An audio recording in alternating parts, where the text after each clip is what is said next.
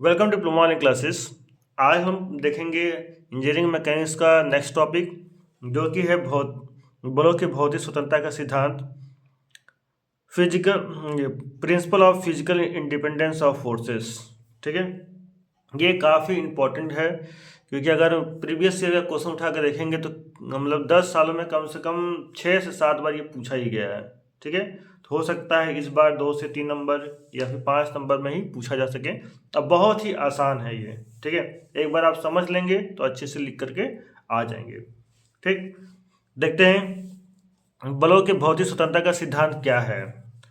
इसमें कहा जाता है अगर कोई पिंड है, अगर कोई बॉडी है, उस पर कई सारे बल लग रहे हैं या बलों के समूह लग रहे हैं। ठीक है, कई सारे बल लग रहे हैं या फिर बलों के समूह लग रहे हैं। ठीक है, तो इसे बहुत सारे बल लग रहे हैं। मान लीजिए बल F1 है, F2 है, या चाहिएगा तो ये फिगर उसमें बना लीजिएगा। F3 है, F4 है, F5 है, F6 है, F7 है एंड F8 है।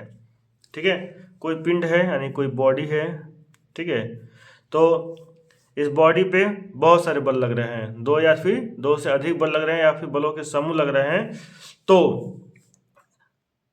अब ध्यान सुनिएगा, तो क्या होगा, किसी पिंड पर लगने वाले दो या दो से अधिक बल या फिर बलों के समूह अगर कार्य करते हैं तो प्रत्येक बल इस प्रकार से कार्य करता है जैसे कि अन्य कोई बल कार्य ही ना कर रहा हो। ठीक है, इस पिंड पे प्रत्येक बल इस प्रकार से कार्य करता है कि कोई अन्य बल कार्य ही ना कर रहा हो। मतलब कि जैसे F1 लग रहा है तो उसको इससे मतलब नहीं है कि और कितने बल लग रहे हैं, बस F1 अकेला ही अपना काम कर रहा है। उसी प्रकार से F3 अगर लग रहा है तो F3 अकेला ही अपना बल लगा रहा है, उसके बाकियों के बलों से कोई मतलब नहीं है।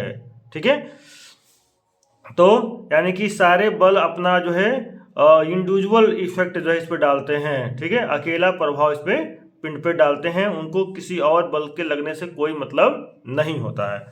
तो देखिए इसमें क्या बताया गया है। इस सिद्धांत के अनुसार जब किसी पिंड पर एक साथ अनेक बल लगते हैं तो प्रत्येक बल पिंड पर अपना प्रभाव स्वतंत्र रूप से इस प्रकार डालता है जैसे कि अन्य बल पिंड पर न लगे हों।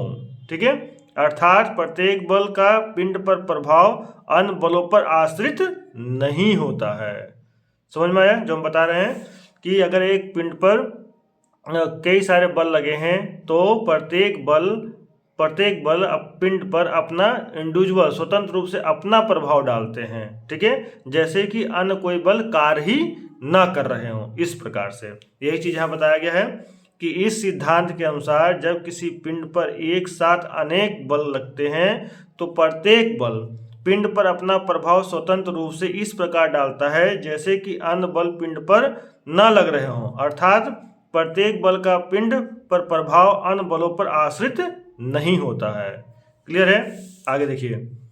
उपरोक्त विषय में हम यह भी कह सकते हैं कि बल किसी भौतिक माध्यम पर निर्भर नहीं करता है। जैसे मान लीजिए बल लगाने के लिए हम क्या कर सकते हैं, छड़ का, किसी बेल्ट, पुली, चैन आदि का प्रयोग कर सकते हैं बल लगाने के लिए।